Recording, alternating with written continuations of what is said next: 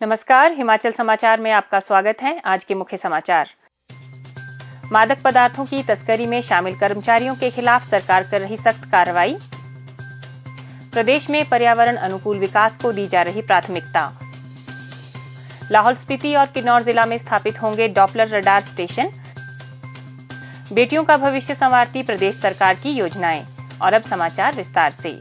मुख्यमंत्री ठाकुर सुखविंदर सिंह सुक्खू के नेतृत्व में राज्य सरकार ने सख्त कानून लागू कर समन्वित कार्रवाई और जन सहभागिता के माध्यम से मादक पदार्थों के दुरुपयोग और तस्करी से निपटने के अपने प्रयासों को तेज कर दिया है। प्रदेश सरकार के एक प्रवक्ता ने आज शिमला में बताया कि पुलिस विभाग ने विभिन्न प्रवर्तन एजेंसियों के सहयोग से मादक पदार्थों के नेटवर्क को सफलतापूर्वक ध्वस्त किया है। अवैध संपत्तियों को जब्त किया गया है और स्वापक औषधि और मनः प्रभावी पदार्थ अधिनियम और narcotics drugs and psychotropic substance अधिनियम 1988 के अंतर्गत अपराधियों के खिलाफ सख्त कानूनी कार्रवाई की गई है। प्रदेश सरकार मादक पदार्थों की तस्करी में शामिल पाए जाने वाले पुलिस कर्मियों और सरकारी कर्मचारियों के खिलाफ भी कड़ी कार्रवाई कर रही है। प्रवर्तन उपायों के अलावा लोगों को नशीली दवाओं के दुरुपयोग के खतरों के बारे में शिक्षित करने के लिए नियमित रूप से जागरूकता अभियान चलाए जा रहे हैं। उन्होंने कहा कि वर्ष 2024 में निवारक हिरासत के लिए 45 प्रस्ताव प्रस्तुत किए गए थे, जबकि 2022 तक कोई भी प्रस्ताव प्रस्तुत नहीं किया गया और बार बार अपराध करने वालों के खिलाफ 4 हिरासत आदेश स्वीकृत किए गए। सरकार आगामी विधानसभा सत्र में हिमाचल प्रदेश नशा निरोधक अधिनियम पेश करने की भी योजना बना रही है, ताकि कानूनी प्रावधानों को मजबूत किया जा सके। इसका उद्देश्य बार बार अपराध करने वालों पर सख्त दंड लगाना और नशे की लत के शिकार तथा पहली बार अपराध करने वाले नाबालिगों के पुनर्वास को बढ़ावा देना भी होगा। प्रवक्ता ने कहा कि नशे से जुड़ी संपत्तियों पर नकेल कसते हुए राज्य सरकार ने वर्ष 2024 में 9 करोड़ रुपए की अवैध संपत्ति जब्त की और नशीली दवाओं की गतिविधियों से जुड़ी संपत्तियों को सील करने और ध्वस्त करने के लिए एक व्यवस्थित अभियान शुरू किया। नशीली दवाओं की आपूर्ति श्रृंखलाओं को और बाधित करने और तस्करी नेटवर्क को खत्म करने के लिए राज्य में पहली बार 40 से 50 स्थानों पर तलाशी की गई। सरकार जांच क्षमताओं को बढ़ाने के लिए फोरेंसिक प्रयोगशालाओं के उन्नयन को भी प्राथमिकता दे रही है।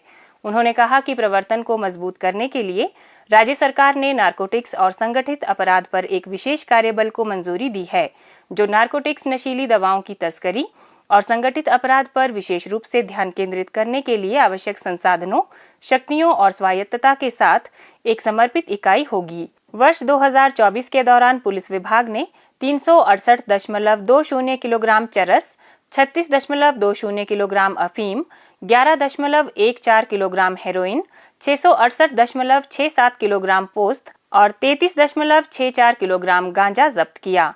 इसके अतिरिक्त 37,20,654 भांग के पौधे और 3,78,152 पोस्त के पौधे नष्ट किए गए तथा 2,89,68,041 नशीली गोलियां भी जब्त की गई। पुलिस ने नशीली दवाओं से संबंधित गतिविधियों में शामिल 2,515 व्यक्तियों को भी गिरफ्तार किया। उन्होंने कहा कि राज्य सरकार हिमाचल प्रदेश को नशा मुक्त बनाने तथा सख्त कानून प्रवर्तन, समन्वित कार्रवाई और सक्रिय सार्वजनिक भागीदारी के माध्यम से नशीली दवाओं के दुरुपयोग को खत्म करने के लिए दृढ़ संकल्प है। हिमाचल प्रदेश प्राकृतिक आपदाओं के दृष्टिगत संवेदनशील राज्य है। आपदा के खतरों से निपटने और कुशल प्रबंधन के लिए प्रदेश सरकार पर्यावरण अनुकूल विकास को प्राथमिकता प्रदान कर रही है। इस दिशा में प्रदेश सरकार ने अनेक अभिनव पहल की है। प्रदेश में भूस्खलन से निपटने के लिए राज्य सरकार बायो इंजीनियरिंग पहल शुरू कर रही है। राज्य में वेटिवर घास की खेती के लिए एक पायलट परियोजना शुरू की गई है, जो अपनी गहरी और घनी जड़ों के कारण मिट्टी को मजबूती से बांधती और भूमि कटाव को रोकती है। वेटिवर घास का उपयोग भूस्खलन संवेदनशील क्षेत्रों, राजमार्ग, तटबंधों और नदी के किनारे पर मिट्टी संरक्षण के लिए व्यापक रूप से किया जाता है। इसकी क्षमता को पहचानते हुए हिमाचल प्रदेश राज्य आपदा प्रबंधन प्राधिकरण ने vetiver foundation, climate resilience and sustainability initiatives Tamil Nadu के सहयोग से भूस्खलन से निपटने के लिए स्थायी शमन रणनीति विकसित करने के लिए यह परियोजना शुरू की है। CRSI ने 1000 वेटिवर घास के पौधे निशुल्क उपलब्ध करवाए हैं और इन पौधों को कृषि विभाग के सहयोग से सोलन जिले के बेरटी में स्थापित नर्सरी में लगाया गया है। इसके अतिरिक्त प्रदेश में पर्यावरण विज्ञान, प्रौद्योगिकी एवं जलवायु परिवर्तन विभाग द्वारा संयुक्त राष्ट्र विकास कार्यक्रम के सहयोग से राज्य मानव विकास की रिपोर्ट तैयार की जाएगी। यह रिपोर्ट जलवायु परिवर्तन के बदलाव, स्वास्थ्य, कृषि और इससे संबंधित क्षेत्रों की बुनियादी आवश्यकताओं का विश्लेषण करने में सहायक साबित होगी। हिमाचल प्रदेश इस प्रकार का अध्ययन करवाने वाला देश का पहला राज्य है। इस अध्ययन का मुख्य उद्देश्य मौजूदा जलवायु डाटा, सामाजिक आर्थिक सर्वेक्षण और स्थानीय जानकारी का उपयोग करना है, ताकि प्रदेश के विभिन्न क्षेत्रों में जलवायु परिवर्तन के प्रभावों का सही आकलन किया जा सके। बारिश और बाढ़ के अलावा हिमाचल भूकंप की दृष्टि से भी संवेदनशील है। प्रदेश के लाहौल स्पीति और किन्नौर जिला में 2 डॉपलर रडार स्थापित किए जा रहे हैं, जिससे मौसम का सही आकलन करने में मदद मिलेगी। गरीब बेटियों की शादी भी धूमधाम से हो सके। गरीब माँ बाप के लिए बेटी की शादी कभी भी बोझ साबित न हो और वे भी अपनी बेटियों को खुशी खुशी विदा कर सकें। इसके लिए प्रदेश सरकार ने कल्याणकारी योजनाएं शुरू की हैं।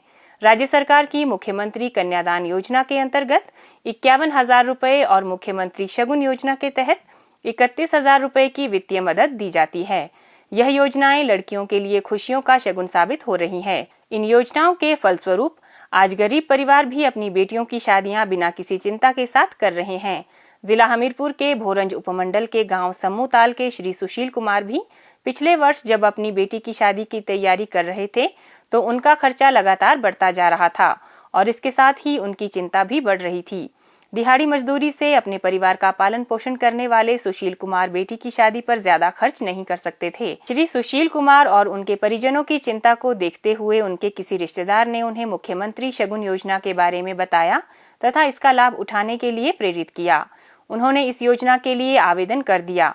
महिला एवं बाल विकास विभाग के अधिकारियों ने भी श्री सुशील कुमार का मार्गदर्शन किया। मुख्यमंत्री शगुन योजना के लिए निर्धारित सभी औपचारिकताएं पूर्ण करने के बाद श्री सुशील कुमार ने बेटी की शादी को धूमधाम से करने का निर्णय लिया।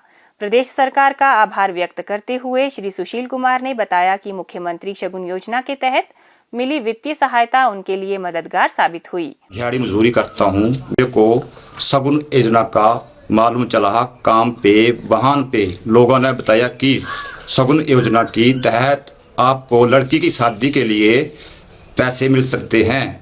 फिर मैं कहीं गांव में पता किया कि हाँ मिलते हैं कि नहीं, तो लोगों ने बताया कि हाँ आप जाओ वहाँ पे फार्म भरो और शगुन योजना के तहत आप पैसे ले सकते हैं। और गवर्नमेंट में फार्म भरे, मेरे को गवर्नमेंट ने 31,000 रुपया दिया और मैं गवर्नमेंट का बहुत बहुत धन्यवाद करता हूँ। हिमाचल समाचार देखने के लिए सब्सक्राइब करें यूट्यूब चैनल हिमाचल समाचार, लाइक करें Facebook page information and public relations department Himachal Pradesh और सीएमओ हिमाचल।